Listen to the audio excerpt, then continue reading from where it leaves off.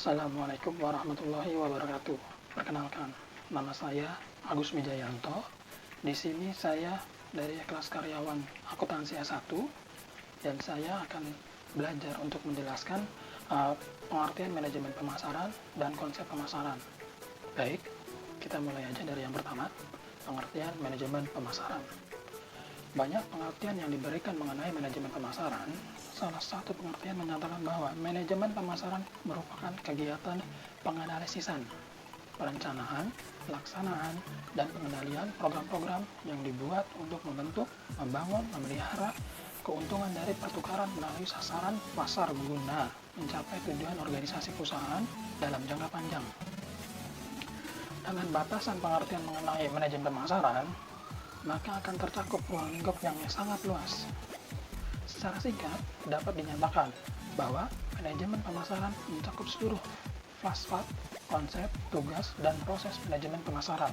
Selain itu, ada pula 3 pendapat tentang pemasaran. Yang pertama, pemasaran adalah suatu sistem keseluruhan dari kegiatan-kegiatan bisnis yang diajukan untuk merencanakan, menentukan harga, mempromosikan, dan mendistribusikan barang dan jasa yang memuaskan kebutuhan, baik kepada pembeli yang ada maupun pembeli potensial. Yang dikemukakan ini dikemukakan oleh William J. Stanton pada tahun 1978. Yang berikutnya, yang kedua itu ada pemasaran adalah pelaksanaan kegiatan dunia usaha yang mengakibatkan aliran barang dan jasa dari para produsen ke para konsumen. Ini dikemukakan oleh The American Marketing Association. Yang ketiga, pemasaran adalah suatu proses sosial dan manajerial di mana individu dan kelompok mendapatkan kebutuhan dan keinginan mereka dengan menciptakan, menawarkan, dan bertukar sesuatu yang bernilai satu sama lain. Ini menurut pendapat dari Philip Kotler pada tahun 1995. Berdasarkan beberapa pengertian tersebut, berarti pemasaran terdiri dari tindakan-tindakan yang menyebabkan berpindahnya hak milik atas barang serta jasa dan yang menimbulkan distribusi fisik. Proses pemasaran meliputi aspek fisik dan non-fisik. Aspek fisik menyangkut perpindahan barang-barang ke tempat di mana mereka dibutuhkan. Sedangkan aspek non-fisik dalam arti bahwa para penjual harus mengetahui apa yang diinginkan oleh para pembeli dan pembeli harus pula mengetahui apa yang dijual. Konsep pemasaran. Adapun beberapa pengertian dari beberapa tokoh tentang konsep pemasaran. Menurut swasta, konsep pemasaran adalah sebuah fase bisnis yang menyatakan bahwa pemuasan kebutuhan konsumen merupakan syarat ekonomi dan sosial bagi kelangsungan hidup perusahaan. Sedangkan definisi lain menyatakan bahwa konsep pemasaran adalah menjadi lebih efektif daripada para pesaing dalam memadukan kegiatan pemasaran guna menetapkan dan memuaskan kebutuhan dan keinginan sasaran. Selamat pagi semuanya. Perkenalkan, nama saya Ahmad Faisal. Di sini selanjutnya saya akan menjelaskan tentang ruang lingkup pemasaran. Baik, ruang lingkup pemasaran itu terdiri dari di sini adalah yang pertama, falsafah manajemen pemasaran yang mencakup konsep dan proses pemasaran serta tugas-tugas manajemen pemasaran.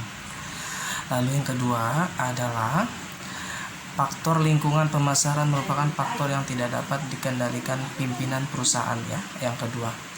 Lalu yang ketiga, analisis pasar yang mencakup ciri-ciri dari masing-masing jenis pasar, analisis produk, analisis konsumen dan lainnya seperti itu. Lalu selanjutnya pemilihan sasaran ya atau target pasar. Lalu ada di kebijakan dan strategi produk. Selanjutnya yang terakhir adalah itu kebijakan dan strategi penyaluran, yaitu dari kita sebagai marketing seperti itu. Lalu ada tujuan pemasaran ya. Tujuan pemasaran itu terbagi menjadi 3. Yang pertama adalah jangka pendek, tentunya adalah untuk mendapatkan keuntungan secepat mungkin. Lalu yang kedua adalah jangka menengah.